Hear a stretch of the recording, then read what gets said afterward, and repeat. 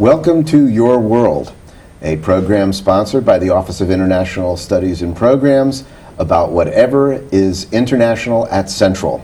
I'm your host, Steve Horowitz.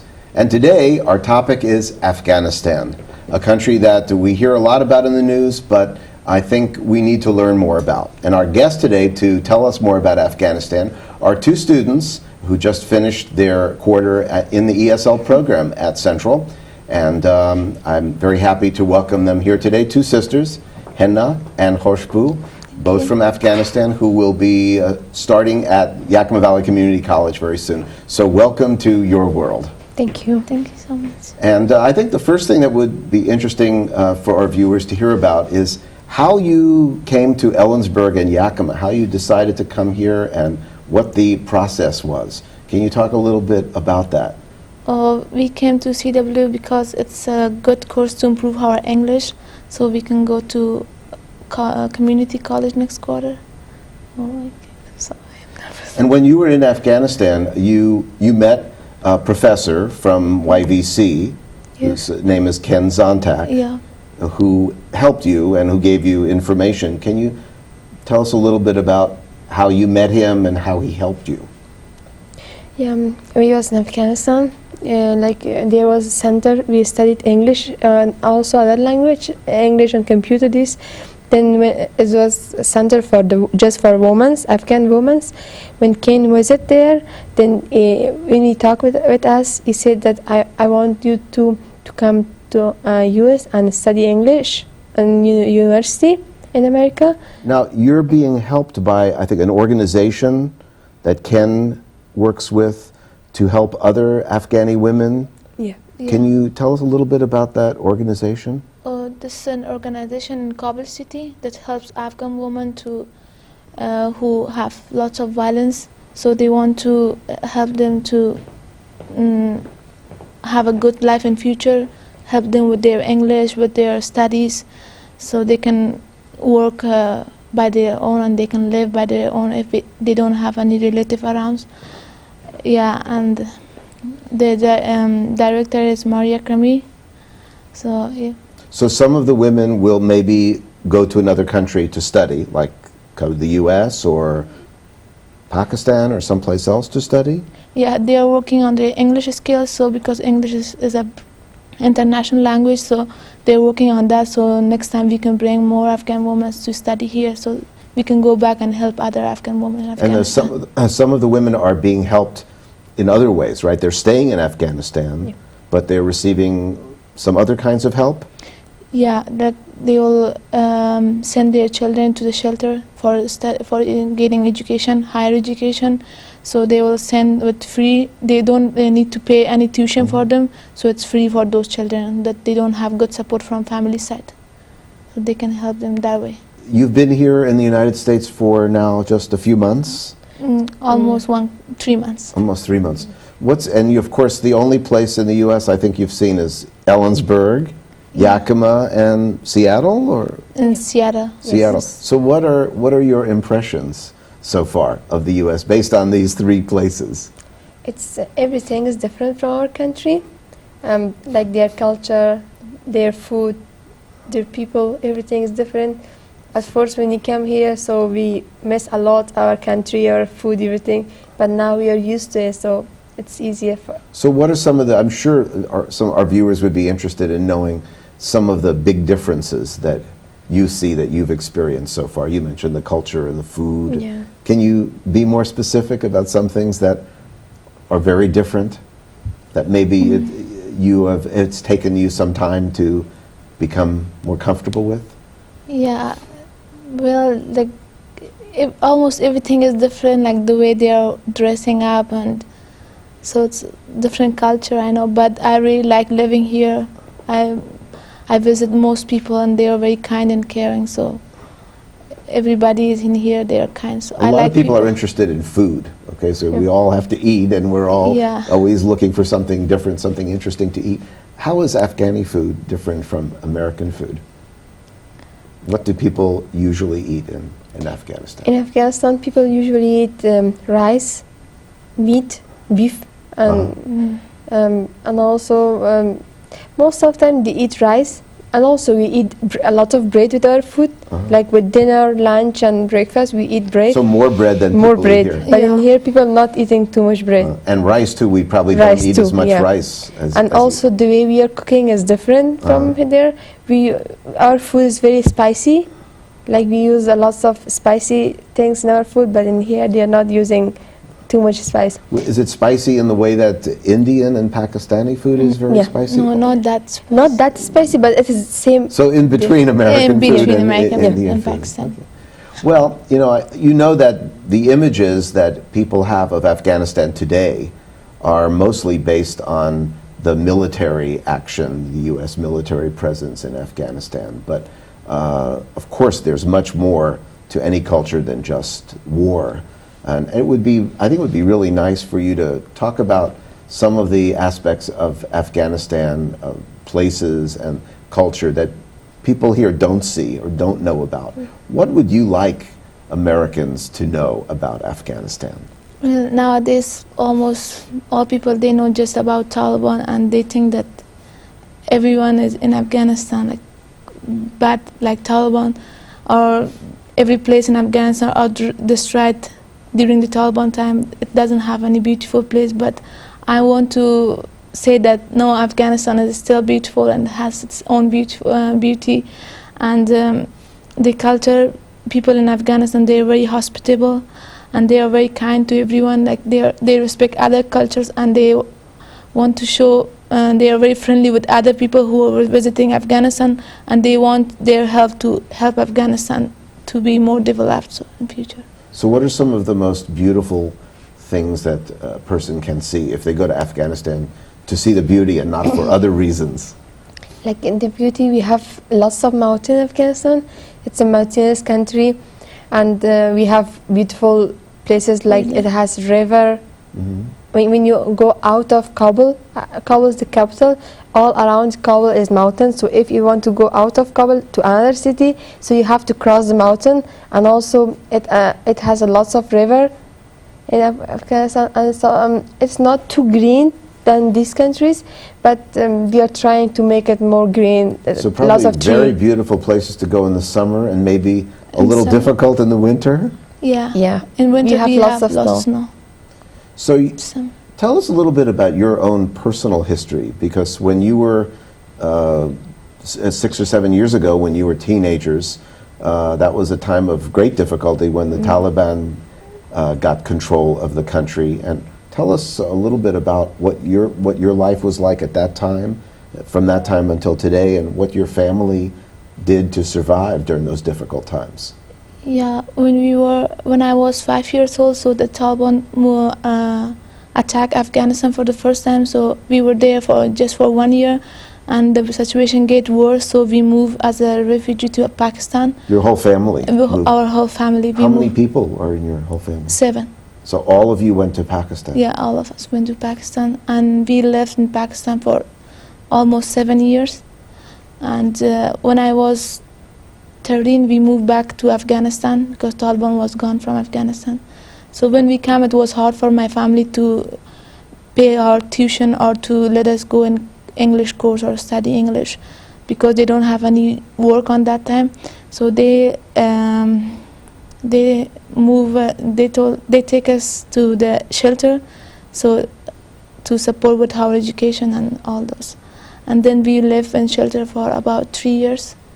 Then Ken Zontag, one day he met us and he said that anybody in here who speak English, we can take them so in future they can study there and come back and help other Afghan women in Afghanistan. So that was very fortunate for you that you were in that school at the time Yeah. that Ken came there and met you, and that's why It's you're just here like today. Yeah, exactly. for sure. And how are your parents doing today? Now, they are also back in Afghanistan. Yeah, they are in Afghanistan. So My mother is working in NGO. It's also working for NGO is working just for Afghan women, and my father is retired. He's not working now. He's at home. Just my mother is working. and brothers and sisters? Yeah, my youngest sister, she's also working in NGO. She's just working part time. So is that an organization? Yeah, Uh, it's an organization, uh-huh. and she's working part time in finance. What do you think the future of Afghanistan is, of course, there are a lot of complex problems right now, but are you hopeful? What do you think the future of Afghanistan will be in the next 10 or 15 years, if you can imagine? Are you hopeful? Yeah, Yeah. we are very hopeful, especially from American military and American people.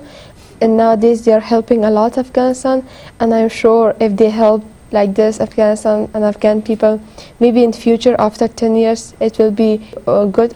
And also the people are trying to help with children's education.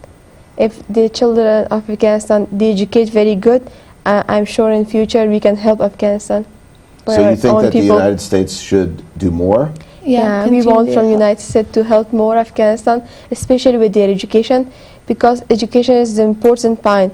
And here all the people are educated so they can easily help their country. But in Afghanistan, the problem is that our people is not educated, so they want to educate more, and they really want to build Afghanistan future, but they don't have like money to educate, and they don't have good facility for their education. So like when we come here for our education, we find good opportunity to come here and to educate. If we go back to Afghanistan, if we can't help all the people, maybe we can help some people in Afghanistan. So it's a good. So what are this is a good time to ask you about what are your educational goals while you're in the U.S. and what are your plans after you graduate? I want to study here for 4 years of university. So then I plan to go back to Afghanistan, so I can work there and help other women. What are you going to major in? Banking. In banking. Banking. Yeah. So I'm sure there are lots of opportunities to help Afghanistan in the banking field. So Yeah. you're hoping to graduate from university after YVC, then Yeah. continue at a university, come back here perhaps? Or- We are trying to get if we get good grades in college, then we can get a scholarship from university. Maybe we can get a scholarship from university, then we will study university. And what are you going to study? Yeah, I like finance. So both of you are in the same Yeah. area, banking Because, and finance. In Afghanistan nowadays it become more popular, like business. If you study business, you have good salary, and if you find money in Afghanistan, so you can help other people. That's why we want to study business to help other people. Well, I'd like to thank you both very much for coming today and sharing a lot of important reflections about Afghanistan and about your experience in the United States and plans for the future. And I wish you the best of luck. I know you're both going to do very well at YVC and afterwards, and I hope it might be possible for you to come back here to CWU in the future. Thank you so much.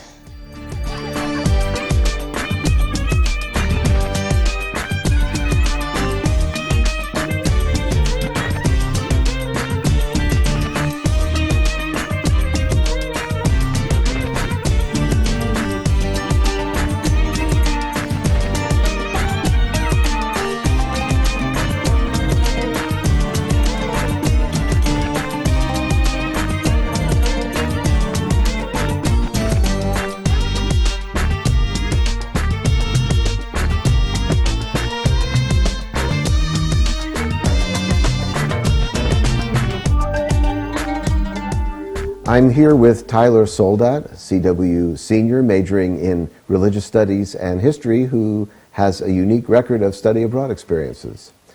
Tyler, welcome to Thank your you. world.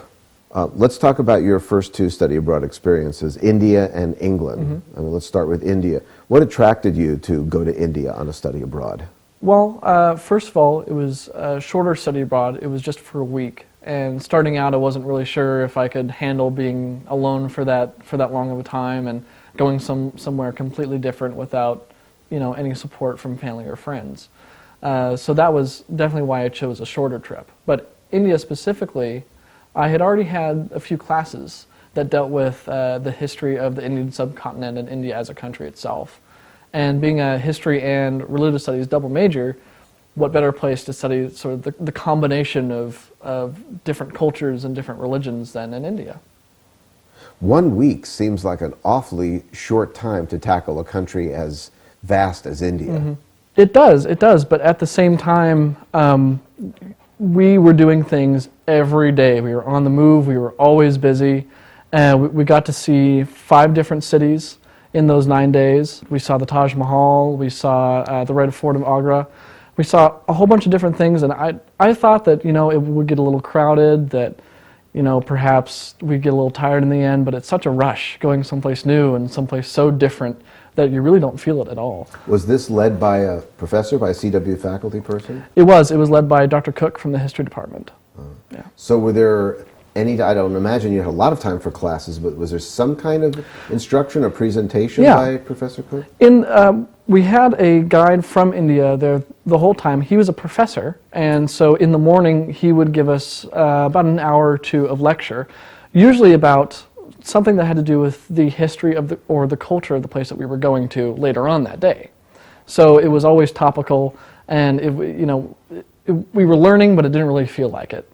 And so we would have that background before we went on the trip, which is another unique thing about studying abroad, which you wouldn't get if you were just traveling normally. Did your study abroad experience in India have any impact on what you're thinking about doing in the future? I was already interested about Islam in general before I went to India, and this sort of solidified my decision to study Islam in the future for my master's and for my doctorate. So that was a really big impact, and it sort of gave me the study abroad bug, I guess you could say, to want to do it again. I think that was the biggest impact that India had, is it made me realize that this is a great thing to do that I could do in the future. And so your second study abroad experience was in England. How far apart were the two, India and England? India I went to for spring break. It was just a short week trip my sophomore year, and then England I went to winter quarter my junior year. So it was almost a year apart. What was the purpose or focus of your study abroad experience in England? Well, I had already studied abroad in India before, and I thought, you know, this is a great opportunity. It's something fun that I can do that's also educational, and I can go to all these different places and get school credit for it, and it was amazing. So I decided to go to England because I had been to England before when I was 13, and I didn't really appreciate it because, you know, I was 13. And I thought this would be a great opportunity to go back and apply what I've learned in school to this new place. And England, it was, it's English speaking, so it's not as difficult to sort of get around the language barrier as it would be to go to Spain or someplace in Africa where I don't know the language. So it's an easy place to study and learn and travel around. So what did you actually study while you were there? I studied British history, British economics, British architecture, more specifically Victorian art and architecture, and just learned about the culture of England in general. Did you study anything that was connected to religious studies or philosophy? A little bit of the Tudor England class, which was our history class, actually has a lot to do with English history, especially in the Tudor age, has a lot to do with the dynamic between Catholicism and Protestantism, more specifically the Anglican Church in England. So that was definitely an interest for me. It sounds like you also had an opportunity to do some traveling outside of England. Yes. Hence the shirt, Morocco. I had an opportunity to travel for a week while I was in England, and my friend and I chose to go to Morocco simply because I thought, when else am I going to have the opportunity to go to England or to Africa? And it was close. It was, well, frankly, it was cheap, and it provided a really sort of good example of, I guess, African life for me because I'd never been there before. So. Any other travel while you were there? Or how about within England? Did you? Within England, I went to a place called Bath, which has a really unique history. It's one of the few places in the world where you can still see working Roman ruins, and I say working in the fact that there used to be a bathhouse there that still has running water in it, which is very unique. And we also traveled to Edinburgh, so I got to see Edinburgh Castle, and we saw a rugby game there, experienced some British Isle culture. Where else did we go? We went to Birmingham, saw some of the old locks and canals that were a part of the British economic system for a long time, bringing coal back and forth and that kind of thing. So we definitely traveled around, saw Stonehenge, another very famous ruin. So. I'll ask you the same question I asked about India. How did this experience in England affect your future plans or affect any other decisions that you think you'll have to make in the future? I think overall the England trip was different from the India trip because it wasn't faculty-led in the sense that I was always around a faculty member. I had a lot of time on my own. And when you do that, when you go to another country by yourself, and you have to figure out the city, as I had to figure out a city of London with 8 million people in it on my own, that you learn so much about responsibility and organization and just sort of strength to get through an experience like that. And I think more than helping me academically figure out what I want to do with further school and things like that, it helped me personally just become, I think, more mature. Because now I could say that I had to do this on my own, and then I had to be organized, or else, I would get lost, or I wouldn't get to class on time. So I think more than academically, it helped me personally. So based on those two experiences, what advice would you give to, let's say, another student at Central who's never been abroad and who's wondering about where to go or if he or she should go? What advice would you give that person? Well, first of all, I would say start small. The way that I started studying abroad with just the week trip to India and then going on to a longer quarter trip to England, I think works very well. I think people are intimidated by going somewhere for a whole quarter, 3 months. You don't know necessarily where you're going to go yet. It costs a lot of money. So people aren't really sure what to do. But that week trip that's faculty-led, provides you a little bit more security. It's not as long. It's definitely cheaper. And it's something so where you can kind of branch out and decide, yeah, I want to do this for longer. I like this idea. And then you can move on. You can move on from there. So I would say, do a week trip first. See how you like it. Go somewhere, because the nice thing about Central is it offers so many different places to go for just a week.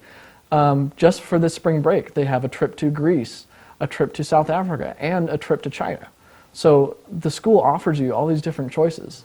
So yeah, start small, and then you don't have to tackle the quarter thing all at once.